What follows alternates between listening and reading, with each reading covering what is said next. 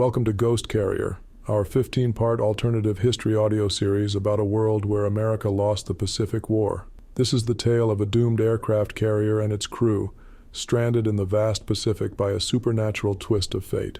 This story has been adapted from my book, Ghost Carrier. You can purchase the full version in paperback, Kindle, or audiobook from the links in this episode's description. I'm Robert Child, and episode 4 will begin in a moment. Hey guys, I have some great news. I'm thrilled to invite you to explore my newly launched online store, where all my books and audiobooks are now conveniently available in one place. And guess what? By purchasing directly from my store, you'll save money compared to those big-name retailers. It's a win-win. I can't wait for you to check out the collection and perhaps discover new favorites.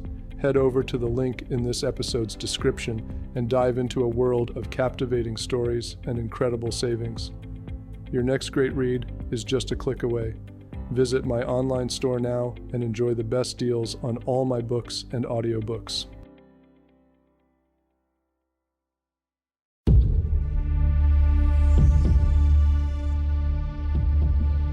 Ghost Carrier, They Died to Fight Another Day.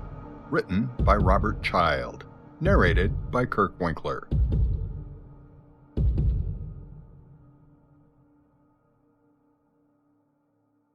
USS Liscum Bay, Macon Island, Central Pacific, 23 November 1943, 05:05 hours. Joe Rusk jolted awake in his bunk to the PA echoing down the steel corridors of the carrier. General quarters, this is not a drill. All hands, man your battle stations. What the hell? His buddies, Lonnie Cartwright and Sam Fine, in the two bunks below him, were already up. Lonnie was at his locker pulling on a shirt. Sam stared at Joe in frozen silence. Joe momentarily stared back. "Guys, you coming? We gotta go," Lonnie shouted to them. "Yeah, we're coming." Then Joe slid out of his top bunk. Sam remained silent, and Joe saw he was trembling slightly. We're coming, Joe shouted to Lonnie. Lonnie shook his head in disgust and headed out the cabin door. Joe pulled on his dungarees as Sam spoke. "Joe, we were hit. We went down." "Sam, I know. I don't know what the hell is going on here, but we got to get topside." He took Sam by the shoulder, and they headed up the steel ladder with a few other men to the flight deck. Other sailors were hurrying to their stations with uncertain, fearful faces. Joe's group was met by Petty Officer Ronald Dawkins as they emerged on the flight deck. "You men get to your battle stations right now," he shouted. "What's going on?" Joe shouted back. "The New Mexico's been hit by a Jap torpedo," pointing his finger in the direction of the crippled battleship off the port bow. Joe and the sailors who had followed him turned and saw the listing ship 1,500 yards away, engulfed in flames. A third of its stern was already under water as sailors scrambled to jump overboard. Joe's eyes filled with horror. No, that can't be. That can't be." "Now, get to your damn battle stations before I put you all on report," Dawkins screamed. The sailors quickly moved to the hatch and descended the ladder. "Joe, we were hit. We went down," Joe's friend Al Cunningham said, leaning close into him.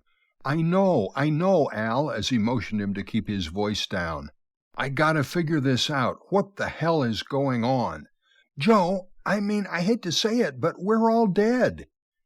The two stopped at the bottom of the stairs and let the other sailors heading to their battle stations slide past. One of the passing young sailors stopped and looked back with reddening eyes. "I was near the bridge topside. Part of the radio antenna fell on me. I couldn't move. I watched myself burn to death." Then the sailor turned and headed down the passageway. "Al, don't say anything to anybody. I know we got hit. I know we went down, and you know we went down, but I don't think everybody on this ship knows," pointing up toward the flight deck and the petty officer they had just encountered. "Get to your station. I'll meet up with you later." Al turned and ran down the passageway. Joe ran back to his berth to put on a shirt over his T-shirt. He entered the vacant cabin, grabbed a shirt out of his green steel locker, and started for the door. But then he stopped and headed to his bunk. He reached up to the small shelf just above his bed and felt for his son's picture. His fingers could not find it. He crawled up into the bunk and ran his hand along the shelf, then pulled up the mattress. Then he pulled back the covers. Nothing. He jumped down to the second bunk, thinking the photo had slid down. He pulled back the covers on the lower bunk, looked down the side. Nothing. He hopped down to the bottom bunk, pulled off the sheets, and even looked under the bunk itself. Still nothing.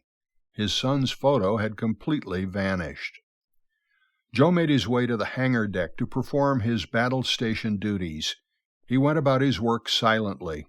He saw several agitated, red-faced men talking in pairs. He knew what they were discussing. Just after 0930 hours, he returned to his cabin. Lonnie was already there playing a game of solitaire on his bunk. "Can't figure it out. I got back here and my bunk was all messed up. Yours too, Joe." Joe winced. "Sorry, that was me, Lonnie. I was looking for something." "Well, you should have put it back right." Joe held out both hands, calming him. Whoa, fella, relax. Won't happen again." Then Joe moved to his locker and began to take off his sweaty shirt. As he did, he felt Lonnie's eyes follow him. "So what were you looking for? Maybe I seen it." Joe turned back to him as he pulled his arm out of a sleeve. "Oh, just that picture of my son. I had it last night." Lonnie frowned at Joe. "What picture of your son?" "You know, the one that Franny sent a couple weeks ago. The one I stare at just about every night. You've seen it." Lonnie shook his head slowly, side to side. "Joe, I never seen nothing. You don't have a son." "What do you mean I don't have a son?" Joe said, alarmed. "He was born 2 months ago. His picture's got to be around here someplace," Joe said, looking around, "and I'm going to find it."